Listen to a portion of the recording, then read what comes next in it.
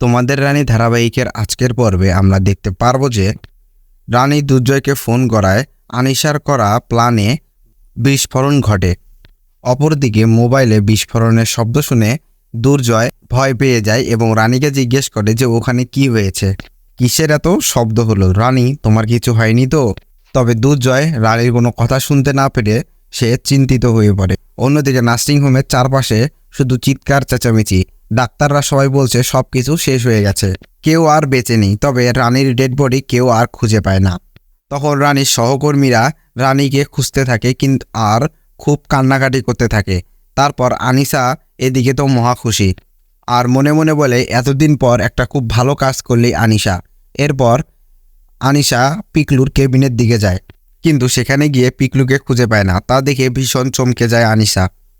আনিশা বলে রানী তো শেষ হয়ে গেল, তাহলে পিকলুকে কে নিয়ে গেল এখান থেকে? শালিনী বাড়িতে ফোন করে সবাইকে সব কিছু বলে। তখন দুর্জয় কান্নায় ভেঙে পড়ে। তখন দুর্জয় বলে যে না, রানীর কিছু হতে পারে না, আমি এটা বিশ্বাস করি না। আমি জানি আমার রানী ভালো আছে, সুস্থ আছে। এরপর দুর্জয় তাড়াহুড়ো করে নার্সিংহোমে যায়, গিয়ে রানীর কোনো অস্তিত্ব খুঁজে পায় না। তারপর পুলিশ বলে যে আপনার স্ত্রীর আমরা কোনো সন্ধান পাইনি, আর যদি পেয়ে থাকি তাহলে আইডেন্টিফাইয়ের জন্য আপনাকে জানাবো। তখন দুর্জয় বলে যে না, আমার রানী বেঁচে আছে, ও আমাকে কখনোই এভাবে ছেড়ে চলে যেতে পারে না। এরপরের দিন মাঝরাতে যখন দুনি কান্নায় ভেঙে পড়ে, তখন রানী এসে দুর্জয়কে বলে দুর্জয় তা শুনে বলে কে কে রানী তুমি?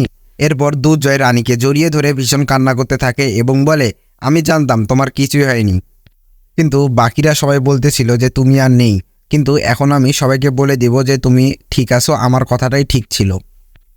তখন রানী দুর্জয়ের হাতটি ধরে বলে যে না, তুমি এই কাজটি কখনোই করবে না, কারণ যখন সবাই জানবে তখন আবার আমাদের ক্ষতি করতে চেষ্টা করবে।